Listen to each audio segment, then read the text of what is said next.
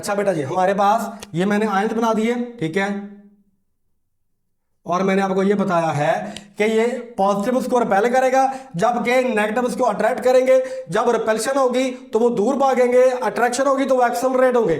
बजाय ये कि वो यहां पे रुके वो आगे गुजर जाएंगे, ठीक है, बजाय ये कि वो यहां पे रुके वो आगे गुजर जाएंगे इस स्लिट में से। समझ आई?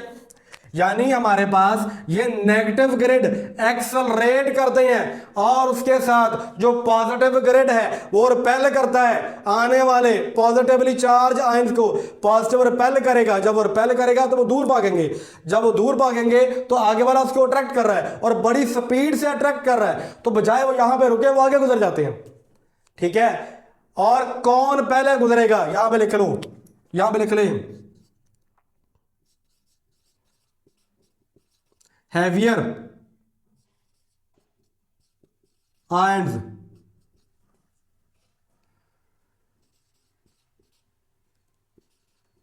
moving slowly, ऐसे ही होगा भाई। जो भारी होगा वो आहिस्ते आहिस्ते चलेगा ना, ठीक है। और आप कह सकते हैं दूसरे वाला, बाय द वे,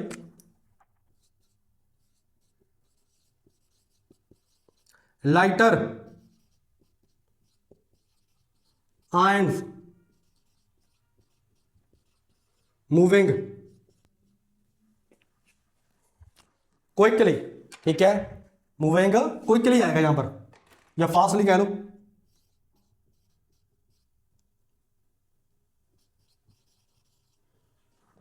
स्पेलिंग देख लीजिए क्योंकि लिए स्पेलिंग ठीक है, अगर नहीं तो उसको ठीक कर लीजिएगा, ठीक है। इस पर हम लोग स्टार बना देते हैं, ठीक है। अगर स्पेलिंग ठीक हो तो ठीक है, अगर ना ठीक हो तो उसको सही कर लेना। यानी जो हैवियर हमारे पास केटाइन होंगे या आयंस होंगे वो मूव करेंगे विद स्लो रेट, जबकि लाइटर जो केटाइन होंगे वो मूव करेंगे विद हायर रेट या क्विकली, तेजी के साथ मूव करेंगे। समझ आ गया बेटा जी? यानी यहां पर मैंने बताया था सबसे देखो बड़ा मैंने रेड वाला बनाया, फिर ब्लू वाला छोटा बनाया सबसे, और ये वाला दरमियान बना दिया। अब आपसे सवाल है सबसे पहले कौन गुजरेगा, सबसे पहले कौन एक्सेलरेट होगा? तो जवाब आएगा ये छोटे वाला। अब इसको ऐसे समझो कि आपके पास दो गेंदे हैं, बॉल, एक है हार्ड बॉल, एक है टेनिस बॉल। मुझे बताओ उन दोनों को एक्सेलरेट करने के लिए किस में ज्यादा फोर्स लगेगी? ठीक है, सारी बात है हार्ड बॉल में, समझ आ रही है ना? या अगर सेम ही फोर्स लगे तो कौन जल्दी एक्सेलरेट हो जाएगी? तो जवाब आएगा छोटे वाली या टेनिस बॉल। टेनिस बॉल तेजी के साथ एक्सेलरेट हो जाएगी विद द सेम फोर्स, ठीक है, जबकि अगर वही फोर्स अब हार्ड बॉल को लगा दो तो उतनी तेजी के साथ एक्सेलरेट नहीं होगी, ये तेज मूव नहीं करेगी। समझ आया? तो यहां पर जो सैंपल था उसमें डिफरेंट आइसोटोप होंगे, उन डिफरेंट आइसोटोप का मास डिफरेंट होगा, कोई वजनी होगा कोई हल्का होगा। उनका मास डिफरेंट होने की वजह से उनकी जो मूवमेंट है, उनकी जो मूविंग स्पीड है वो भी बेटा क्या होगी? डिफरेंट होगी। जो स्लो वाला होगा, जो लाइट वाला होगा, ये जिसका मास कम होगा वो पहले मूव कर जाएगा, जिसका मास हैवी होगा वो बाद में मूव करेगा या स्लो मूव करेगा। यहां तक क्लियर होगा बेटा? एक्सेलरेशन चैम्बर का बात समझ आ गया आपको? अब आगे आ जाओ, हमारे पास नेक्स्ट होता है, हमारे पास वो होता है आपके बेटा जी कौन सा वाला? Magnetic field.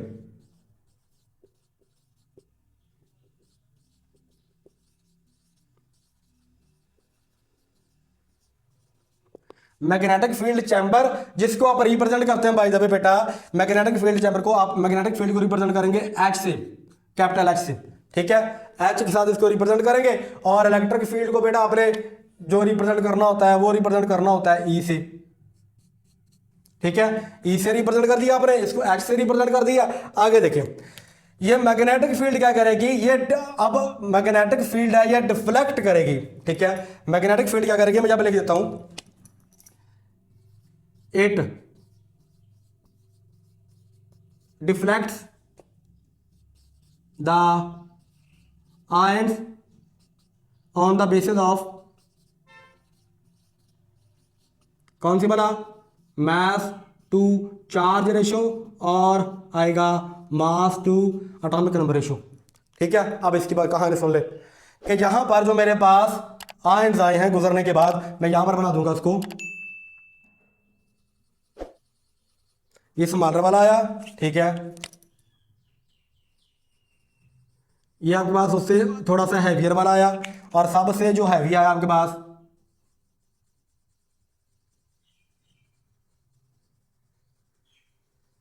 वो ये वाला आ गया। ठीक है, तीन तरह डिफरेंट आइसोटॉप्स डिफरेंट मासेस रखने वाले आपके पास मैंने रिप्रेजेंट कर दिए।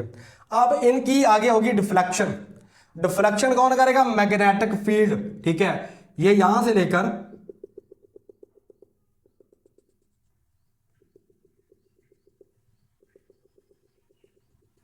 दरमियान में, ये सारी कौन सी बेटा यहां पर होगी? यहां पर होगी मैग्नेटिक फील्ड। ठीक है, मैग्नेटिक फील्ड इनको डिफ्लेक्ट करेगी on the basis of charge to mass, sorry mass to charge ratio. ठीक है, कि इनका मास टू चार्ज रेशो क्या, उस बेस पे इनको डिफ्लेक्शन मिल जाएगी। अब इससे मुराद क्या होती है? देखो मैं इसको ना सारे को यहां से अरेंज कर दूंगा, फिर आपको ये वाली बात समझाता हूं। ठीक है, मैग्नेटिक फील्ड चैम्बर में हमने आयंस को डिफ्लेक्ट करवाना है अब। ठीक है, आपको पता है अगर किसी चीज पर चार्ज होगा ना, तो जब भी वो मैग्नेटिक फील्ड के अंदर से गुजरती है तो अपना रास्ता डाइवर्ट कर लेती है, किसी ना किसी जाने वो क्या करती है बेटा? डिफ्लेक्ट हो जाती है। अगर कोई न्यूट्रल मॉलिक्यूल या एटम हुआ, पहली बात वो यहां तक पहुंच ही नहीं पाएगा, क्योंकि एक्सेलरेशन नहीं मिलेगी ना, आगे नहीं जाएगा। और अगर फर्ज करो पहुंच भी गया तो यहां पर उसको डिफ्लेक्शन नहीं मिलेगी, क्योंकि अगर उस पर चार्ज ही कोई नहीं है, मैग्नेटिक फील्ड में से अगर कोई न्यूट्रल एंटिटी गुजरे उसका कोई डिफ्लेक्शन शो नहीं होता। मैग्नेटिक फील्ड की वजह से न्यूट्रल बॉडी पर कोई भी असर नहीं पड़ता। समझ आई यहां तक? जो न्यूट्रल बॉडी है अगर मैग्नेटिक फील्ड में से गुजरे तो वैसे ही गुजरेगी जैसे अमूमन आम हालात में गुजरती है, यानी किसी भी तरह का कोई भी रिस्पांस शो नहीं करती या नहीं करता। अब यहां से यहां तक एक तो न्यूट्रल कोई भी एटम या मॉलिक्यूल पहले पहुंचेगा नहीं, फर्ज करें पहुंच भी गया तो यहां से डिफ्लेक्शन शो नहीं होगी। लिहाजा यहां पर जो सेपरेशन करनी है, जो भी अलहदगी होगी, वो किस बात पे होगी बेटा? मास टू चार्ज रेशो, कि उसका वजन कितना है और उसके हिसाब से उस पर चार्ज कितना है। आपकी बुक वाला जो यहां पर इस्तेमाल करता है वो नियॉन का एक, ठीक है, इस्तेमाल करता है 3 आइसोटॉप नियॉन के। ठीक है बेटा जी, नियॉन के 3 आइसोटॉप इस्तेमाल करता है। नियॉन का आइसोटॉप जो है वो 20 है, 21 है और 22 है, 3 आइसोटॉप है। ठीक है, और इनमें से अगर एक एक इलेक्ट्रॉन निकाला जाए तो क्या बनेगा बेटा? वो बनेगा हमारे पास नियॉन का बनेगा बेटा 21/+1, फिर आएगा बेटा 22/+1 आ जाएगा बाई द वे। ठीक है, फिर आएगा बेटा 20/+1। ठीक है, 21, 22, 20, ये 3 आइसोटॉप है। 1 नीचे है तो उसका फर्क मतलब अगर एक नीचे है तो आप वैसे अंडरस्टूड सी बात है, जिसके नीचे कुछ नहीं तो उसके नीचे 1 नहीं होता बाय द वे। ठीक है, तो हमारे पास क्या आएगा बेटा? इनका रिस्पेक्टिवली आएगा 21, 22 और 20, यानी इनका जो एटॉमिक मास है वो आएगा 20, यानी इसका 20 से एटॉमिक मास आएगा, इसका 21 से आएगा, इसका 22 से आएगा। चार्ज सभी पर सेम था, लिहाजा बेटा charge mass to charge ratio, charge तो सभी का सेम है, मास बढ़ गया। ऐसे ही है ना, किसका मास ज्यादा होगा? सबसे सबसे मास ज्यादा इसका होगा, उसके बाद इसका मास होगा, सबसे कम मास इसका होगा। बेटा कह सकते हैं आप लोग, ये कह सकते हैं, वैसे लिखना चाहें तो लिख भी सकते हैं, सबसे जो लोएस्ट मास वाला होगा वो ये 20 वाला होगा, जो उससे हायर मास वाला होगा वो 21 वाला होगा, और जो उससे भी सबसे ज्यादा मास वाला होगा वो बेटा नियॉन 22 वाला होगा। ठीक है, नियॉन 22 वाला। 3 आइसोटॉप्स आ रहे हैं। ठीक है, सिर्फ 3 ही होंगे, लेकिन मैंने अज्यूम किया कि 3 ही है। फर्ज करें अगर 100 आ रही है, उनमें से 20, 21 और 22 आइसोटॉप है। अब आगे जाकर परसेंटेज कितनी होगी वो तो आयन कलेक्टर में जाकर बात करते हैं। यहां तक समझ आया? ये जो मेरे पास मैग्नेटिक फील्ड है ये इनको डिफ्लेक्ट करेगी इनकी मास टू चार्ज रेशो की बुनियाद पर। ठीक है बेटा, जब इनको डिफ्लेक्ट किया जाएगा तो मेरे पास चार्ज तो सभी पर सेम आया, लिहाजा सबसे ज्यादा डिफ्लेक्शन किसकी होगी? पहले वैसे समझ लेते हैं, बाद में मैथमेटिकली समझ लेंगे। भाई जो सबसे हल्का है उसकी डिफ्लेक्शन सबसे ज्यादा। क्या ख्याल है? एक बहुत भारी भरकम इंसान आ रहा है, एक हल्का सा आ रहा है, एक बंदा जो है उनको धक्के मार रहा है, ठीक है, रास्ते से हटा रहा है। बताओ जरा कौन रास्ते से आसानी से हट जाएगा? हल्के वाला। स्मार्ट वाला, जिसका वेट कम है लाइटर वाला।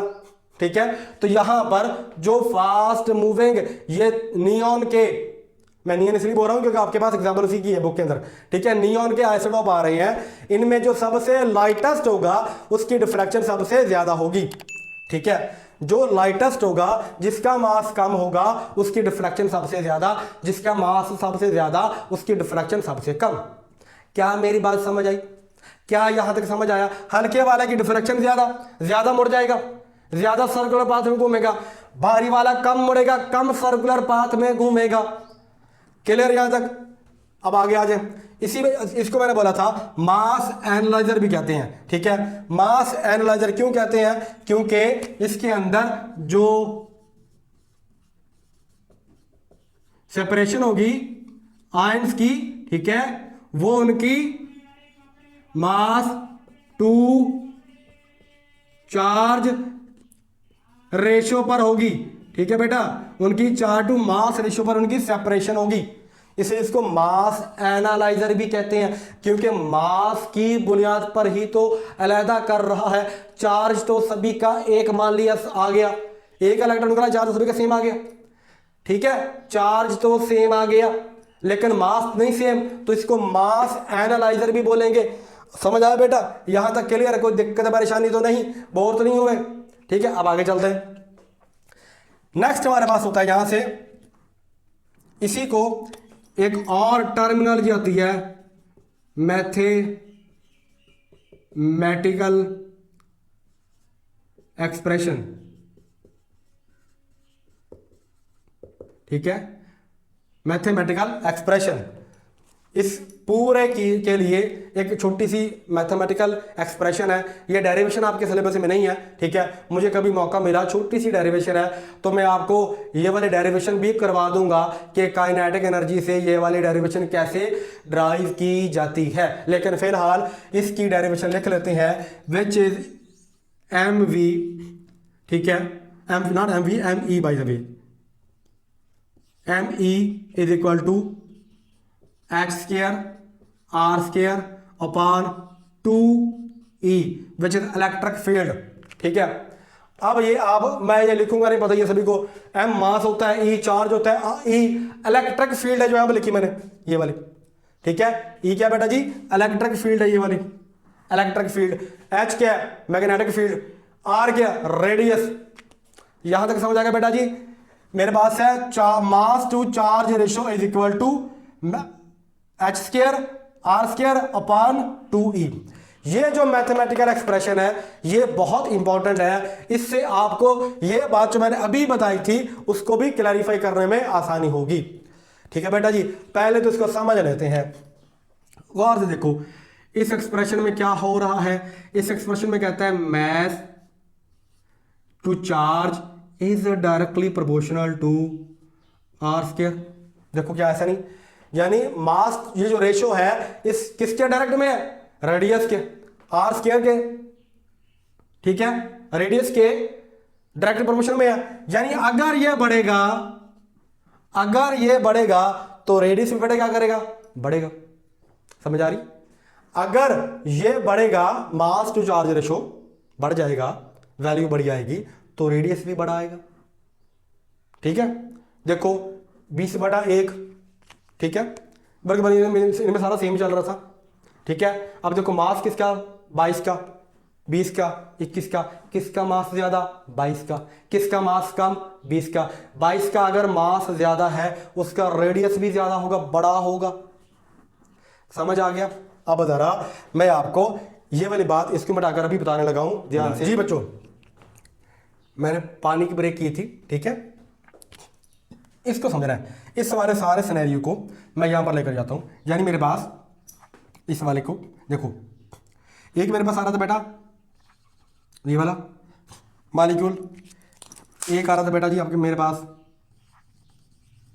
इससे थोड़े बड़े वाला मॉलिक्यूल। ठीक है, और बेटा जी एक आ रहा था मेरे पास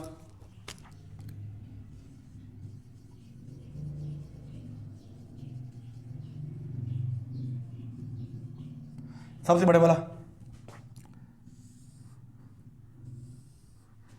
मैंने इस वाली चीज को, इतने पार्ट को यहां पर बना दिया, ठीक है। अब जरा देखो, ये जो आएगा ये वाला मेरे पास,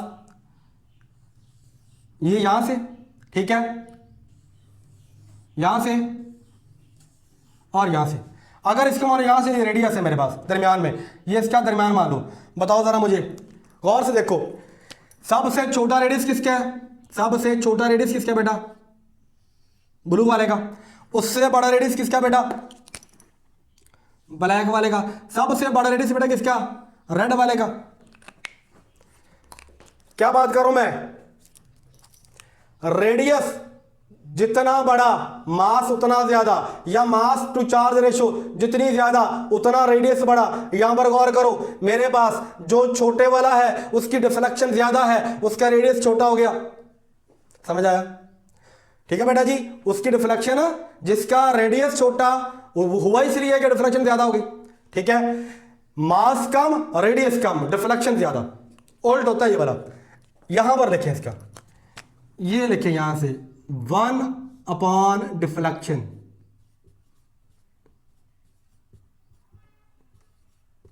deflection inversely proportional to radius. ठीक है, रेडियस छोटा डिफ्लेक्शन ज्यादा, डिफ्लेक्शन ज्यादा रेडियस छोटा, रेडियस बड़ा डिफ्लेक्शन कम। समझ आ रही है? देखो मैं क्या कह रहा हूं, तीन चीजें बड़ी ध्यान से देखो। मास टू चार्ज रेशो अगर ज्यादा है रेडियस भी ज्यादा है, अगर रेडियस ज्यादा है डिफ्लेक्शन कम है, और ये बड़े में आएगा। अगर मास कम है रेडियस भी कम है, मास कम रेडियस भी कम, चाल है ना, रेडियस कम तो डिफ्रैक्शन मेरे पास ज्यादा, और इसका रेडियस बेटा ये वाला। समझ आ गया? गौर से देखो, मेरे पास सबसे ज्यादा डिफ्लेक्शन कौन बेयर करेगा, कौन फील करेगा? जिसका मास 20 है। उससे कम डिफ्लेक्शन कौन करेगा? 21 वाला। सबसे कम डिफ्लेक्शन किसमें होगी? जिसका मास सबसे ज्यादा 22 वाला, वो सबसे पहले नीचे जाएगा, क्योंकि डिफ्लेक्शन कम है। सबसे पहले नीचे कौन जाएगा? हैवियर वाला। डिफ्लेक्शन कम है, रुकावट कम आ रही है, नीचे जा रहा है। दूसरा जो डिफ्लेक्ट हो रहा है, रास्ते से मुड़ रहा है, रास्ते से भटक रहा है। ठीक है, मैग्नेटिक फील्ड की वजह से मैग्नेटिक फील्ड इसको डिफ्लेक्ट करवा रही है, इसलिए वो नीचे जल्दी नहीं पहुंचेगा। नीचे जो पहुंचेगा वो हैवियर वाला होगा। यहां तक बड़ा समझ आया? दोबारा सुन लो, जो हैवियर होगा उसकी डिफ्लेक्शन कम, उसकी डिफ्लेक्शन कम, रेडियस बड़ा, और वो नीचे जल्दी पहुंचेगा। ठीक है, यहां से बेटा जी ये वाला मेरे पास जो रेड वाला है वो सबसे पहले जाएगा। उसके बाद जो आएगा बेटा वो कौन सा आएगा? वो आएगा ये ब्लैक वाला। ठीक है बेटा, उसके बाद कौन सा आएगा? उसके बाद आएगा आपके पास जो सबसे लाइटेस्ट है, जो कि है ब्लू वाला। समझ आई बेटा जी मैं क्या कह रहा हूं? डिफ्लेक्शन की वजह से उनका रेडियस छोटा हो गया। ठीक है, जितनी ज्यादा डिफ्लेक्शन उतना रेडियस उसका बेटा क्या हो गया? छोटा। जितनी ये ग्रेटर उतना ये कम, उतना ये कम। ठीक है, समझ आई? यहां तक क्लियर हो गया कि मेरे पास जो आइसोटॉप आ रहे थे वो डिफ्लेक्ट करेगी ये वाली magnetic field on the basis of their mass to charge ratio. ठीक है, क्या यहां तक क्लियर हो गया? मैं इसको रेज कर दूं। ठीक है, इस एक्सप्रेशन को हमने दोबारा भी लिखना है, बल्कि इसको रेज नहीं करते, यहां लिख लेते हैं। अब गौर करो, ये नीचे अगर कर्सर खाएगा, यानी electric field is greater radius also greater आ जाएगा। ठीक है, जब इलेक्ट्रिक फील्ड ज्यादा रेडियस भी ज्यादा, by keeping the magnetic field constant when you increase the electric field. ठीक है, आपका जो रेडियस है वो भी इंक्रीज कर जाता है। क्या बेटा समझ आई मेरी बात को? इस रिलेशन में अगर इलेक्ट्रिक फील्ड बढ़ा दी जाए, मेरे पास देखो ना इधर आ जाएगा, इधर अगर मल्टीप्लाई करेगा तो ये बेटा ये सीधा डायरेक्ट में आ गया प्रोपोर्शन में, तो ये आएगा इलेक्ट्रिक फील्ड ज्यादा रेडियस भी ज्यादा, इलेक्ट्रिक फील्ड कम रेडियस भी कम। एक बात और देख लो, रेडियस स्क्वायर में है, स्क्वायर में आ रहा रेडियस, सीधा नहीं है, वो डबल में बढ़ेगा। यानी वो 10 है तो वो 20, ये 20 होगा 30 नहीं, ये 30 नहीं होगा, ये डबल हो जाएगा। इसकी वैल्यू पुट करो ना, फर्ज करो 2 था, 2 का स्क्वायर 4 होगा। अब एक वैल्यू और रख दो, 3 कर दो, 3 का स्क्वायर 9 हो जाएगा, ये स्क्वायर में बढ़ेगा। यानी अगर आप उसकी इलेक्ट्रिक फील्ड बढ़ाओगे तो रेडियस जो है उसका स्क्वायर में डबल हो जाएगा। उतना डबल नहीं होगा बल्कि स्क्वायर में बढ़ेगा, उसकी वैल्यू स्क्वायर में जाएगी। अगर 2 था तो 4 था, ठीक है, अगर 3 आएगा, एक वैल्यू बढ़ा दी फर्ज करो, तो बेटा वो 9 हो जाएगा। क्योंकि 3 का स्क्वायर 9 होगा, ये स्क्वायर में बढ़ रही है। इलेक्ट्रिक फील्ड बढ़ाओगे तो रेडियस उसके डबल या उसके स्क्वायर में बढ़ जाएगा, ठीक है, उस प्रोपोर्शन से नहीं बढ़ेगा, डबल प्रोपोर्शन में बढ़ेगा, ये याद रखना, ठीक है। हो गया बेटा जी, इलेक्ट्रिक फील्ड ज्यादा, रेडियस का जो बढ़ना वो भी ज्यादा। और सुन लो, ये जो मेरे पास मैग्नेटिक फील्ड है इधर आएगी तो बड़े में आ जाएगी, ठीक है, तो मैग्नेटिक फील्ड इनवर्स आएगी रेडियस की, ऐसे ही है ना। और से देखो ना बेटा, ये ऊपर ज़रब खा रहा है, इधर अगर डिवाइड हो जाएगा, ठीक है ना, तो मैग्नेटिक फील्ड रेडियस के क्या आएगी बेटा, इनवर्स में आएगी, ठीक है। जितनी मैग्नेटिक फील्ड ज्यादा होगी उतना रेडियस छोटा होगा, वो भी स्क्वायर में। दोबारा फिर सुनो, जितनी मैग्नेटिक फील्ड ज्यादा होगी उतना रेडियस मेरे पास कम आएगा। क्या यहां तक समझ आया बच्चों? यहां तक कोई परेशानी तो नहीं? याद रखना, जो आपके पास आयन्स आ रहे थे, अगर उनके ऊपर किसी पर +1 चार्ज है, किसी पर +2 चार्ज है, उसकी वजह से भी डिफ्लेक्शन और आएगी, ठीक है, उसकी वजह से डिफ्लेक्शन क्या आएगी बेटा, और आएगी। लेकिन हम उस डिफ्लेक्शन की बात ही नहीं कर रहे, क्योंकि आपकी बुक वाला ये मान के चल रहा है कि उस पर हमेशा सेम चार्ज है, ठीक है। अगर आपके पास एक ही एलिमेंट है, उसी के आइसोटोप है, तो ज्यादातर उन पर चार्ज सेम होगा। मतलब क्या, या +1 होगा ज्यादातर, या +2 आ जाएगा, ठीक है। यानी चार्ज तो सेम आ गया। अगर चार्ज सेम आ गया है, अगर चार्ज सेम आ गया है तो वो तो सभी के लिए सेम, उसको निकाल दो, फिर सारी बात किसकी रह जाती है बेटा जी, वो सारी की सारी बात रह जाती है आपके पास किसकी, मास की। जितना ज्यादा मास उतना बड़ा रेडियस, जितना बड़ा रेडियस उतनी कम डिफ्लेक्शन, जितनी कम डिफ्लेक्शन उतना आसानी से वो नीचे पहुंच जाएगा। टू द डिटेक्टर और आयन कलेक्टर, क्या याद समझ आया? अच्छा, अब मैं आपसे एक छोटा सवाल पूछता हूं। आपके पास है कॉपर, ठीक है, दूसरा भी है कॉपर, ठीक है, ये कॉपर का 63 आइसोटोप है और ये 65 आइसोटोप है। बताओ ज्यादा मुझे, इन दोनों में सबसे ज्यादा डिफ्लेक्शन किस में होगी? कौन ज्यादा डिफ्लेक्शन दिखाएगा जब वो मैग्नेटिक फील्ड में से गुजरेगा? जवाब क्या आएगा? हाँ जी, अगर आप बिल्कुल सही होकर बैठे हुए हैं तो जवाब आएगा ये वाला, it shows more deflection in magnetic field, क्योंकि इसका मास कम है। चार्ज तो दोनों बार सेम है, दोनों बार चार्ज सेम है और मास डिफरेंट है। ये भारी है, ये हल्का है, ये डेंसर है, ये हैवियर है, ये लाइटर है। इसमें डिफ्लेक्शन ज्यादा, इसमें डिफ्लेक्शन कम, इसका रेडियस ज्यादा, इसका रेडियस कम, ठीक है, तो इसकी डिफ्लेक्शन ज्यादा आएगी। समझ आया? पहले कौन पहुंचेगा? ये वाला। बाद में कौन पहुंचेगा? ये वाला। डिफ्लेक्शन की वजह से रास्ते से हट गया, भटक गया, ठीक है बेटा जी, यहां तक हो गया। अब मैं इसकी आगे थोड़ा सा रह गया है, ये डिटेक्टर वाला, एम्पलीफायर वाला, रिकॉर्डर वाला, वो आपको बताने लगा हूं, ठीक है। हाँ जी, आ जाओ। इसके बाद जो मेरे पास यहां से आयन आएंगे, इस डिटेक्टर पर आकर फार करेंगे, इसको आयन कलेक्टर या पॉजिटिवली चार्ज स्पीशीज कलेक्टर कह लो या डिटेक्टर कह लो। ये क्या करेगा? उन गिरने वाले आयंस को डिटेक्ट करेगा। डिटेक्ट करने के बाद जैसे वो गिरेंगे, जैसे वो फार करेंगे या गिरेंगे, उसकी वजह से बेटा क्या होगा? हमारे पास एक इलेक्ट्रिक करंट पैदा होगा,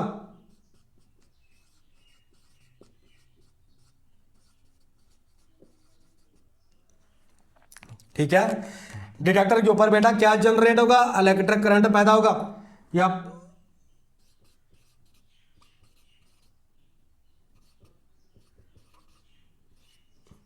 इलेक्ट्रिक करंट जनरेशन होगी इस डिटेक्टर के ऊपर। जब आकर इसके ऊपर आयन टकराएंगे तो इलेक्ट्रिक करंट पैदा करेंगे, और इतना थोड़ा इलेक्ट्रिक करंट होता है कि आप उसको मेजर नहीं कर सकते। उसके लिए बेटा फिर क्या आएगा? एम्पलीफायर। एम्पलीफायर क्या करेगा? इट एम्पलीफाइज द करंट, ठीक है, इसको बढ़ा देगा या इनहेंस कर देगा, ठीक है। जो करंट यहां पर डिटेक्टर पर पैदा हुआ था, एम्पलीफायर उसको क्या कर देगा बेटा? एम्पलीफाई कर देगा, उसको बढ़ा देगा, ज्यादा बताएगा, ताकि वो डिटेक्ट किया जा सके। एम्पलीफायर का काम क्या होता है कि जहां पर आकर आयन कहले टकराते हैं वो करंट पैदा करते हैं। करंट बहुत थोड़ा होता है, वो डिटेक्टेबल नहीं होता, बाज़ दफ़ा उसको डिटेक्ट करवाने के लिए एम्पलीफायर लगाया होता है, तो वो उस करंट को बढ़ा कर इनहेंस करके एम्पलीफाई करके आपको बताता है। तो ये एम्पलीफायर का काम होता है। ठीक है, इसके लास्ट में होता है रिकॉर्डर। रिकॉर्डर क्या करेगा, ये आपको रिकॉर्ड करके पीक्स बताएगा। ठीक है,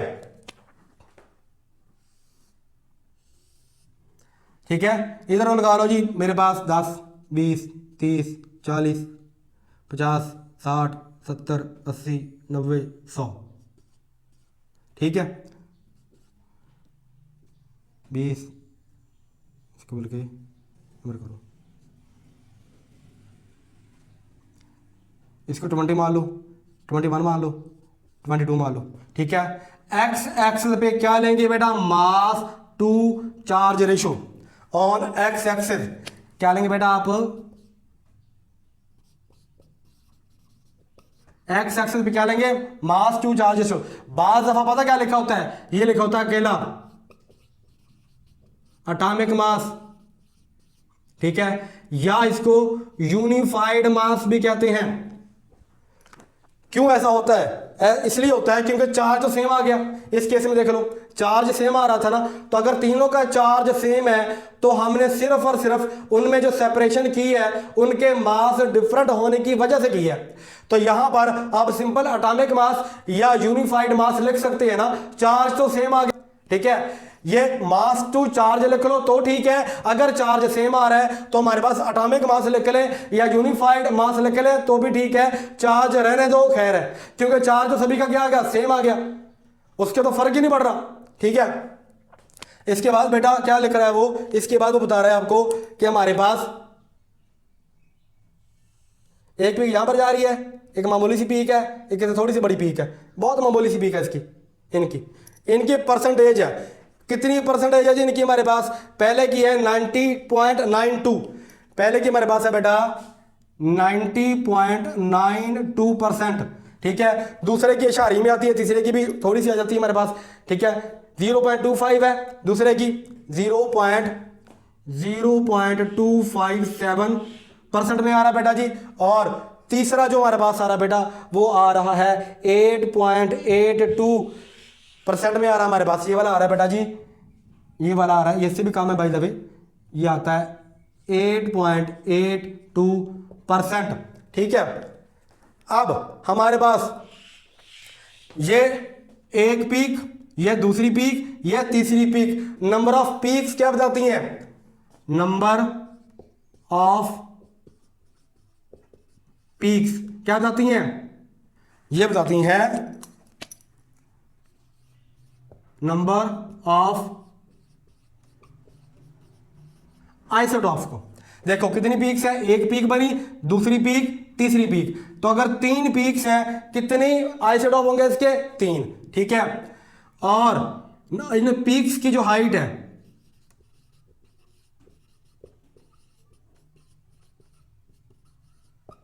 जो पीक्स की बेटा हाइट है वो क्या बताती है, वो बेटा आपको बताती है रिलेटिव अबंडेंस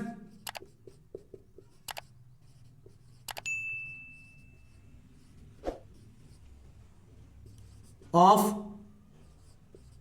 आइसोटोप। ठीक है बेटा, कि ये जो इसकी हाइट है ये क्या बता रही है कि इस आइसोटोप की रिलेटिव अबंडेंस कितनी है।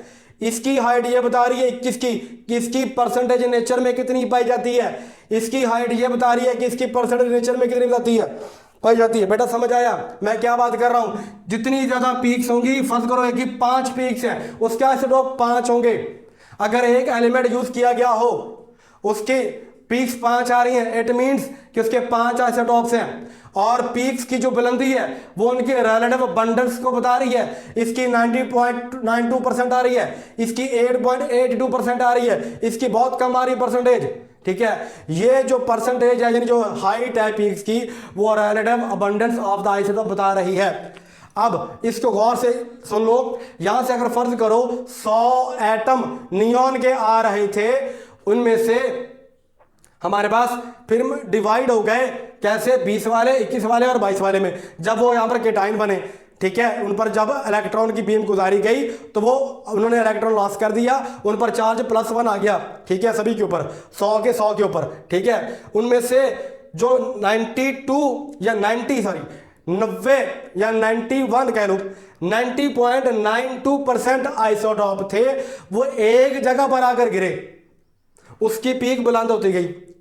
जो 8.82% या 8 या 9 कह लो, चलो अब उसको 9 कह लो कि ऊपर वाला शरीर खत्म करके तकरीबन 9 एटम जो थे, जो कि केटाइन थे, नॉट एटम बाय द वे, वो आकर गिरे एक जगह पर, उनकी एक पीक बनी, ठीक है। और एक से भी बहुत कम जो उसमें से आइसोटॉप होगा वो एक जगह पर गिरा, जिसकी वजह से थोड़ा सा करंट जनरेट हुआ।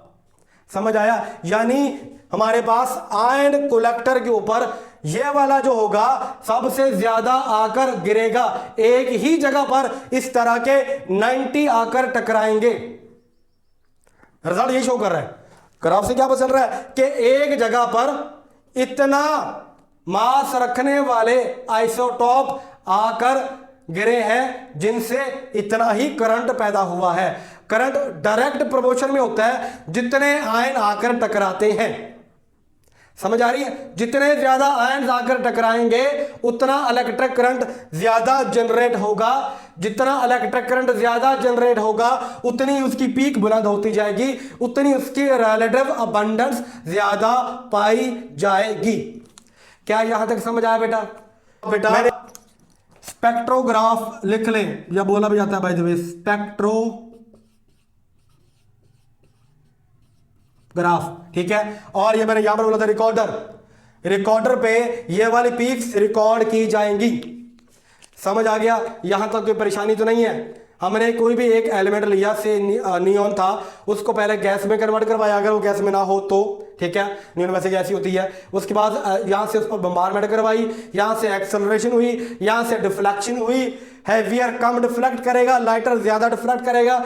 और जो मूव यहां से बाय द वे यहां से हमारे पास निकल के आएगा 3 आइसोटॉप, ठीक है। तीनों आइसोटॉप जहां पर जाकर टकराएंगे, जो ज्यादा पाया जाएगा उससे ज्यादा करंट जनरेट होगा। ज्यादा करंट जनरेट होने की वजह से उसकी पीक्स हायर हो जाएगी, हमें उसकी रिलेटिव अबंडेंस पता चल जाएगी। इसकी 92 है, इसकी 0.25 है, इसकी 8 है।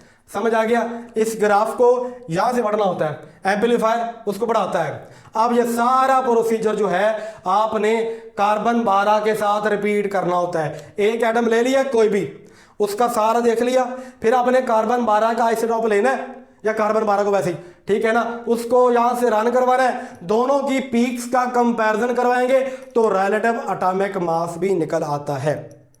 रिलेटिव एटॉमिक मास भी ऐसे करके निकल आता है जब आपने एक सैंपल को विद रेफरेंस या स्टैंडर्ड रन करवाया जाता है। पहले आपने सैंपल करवा दिया, बाद में कार्बन 12 को करवा लिया, दोनों की पीक्स का मवाजना कर लेंगे तो जवाब आपके पास आ जाएगा। वैसे ये मैंने आपको सारा उधर रिलेटिव एटॉमिक मास में अच्छी तरह से समझाया हुआ है, इसलिए यहां पर मैं वो की बात लिखूंगा नहीं, ठीक है बेटा। यहां तक कोई दिक्कत हो, कोई परेशानी हो, कोई सवाल हो, कोई जवाब हो, आप मेरे से लिखकर पूछ सकते हैं कमेंट बॉक्स के अंदर, ठीक है। अपना बहुत सारा ख्याल रखिएगा, दुआ में याद रखिएगा। अल्लाह हाफिज।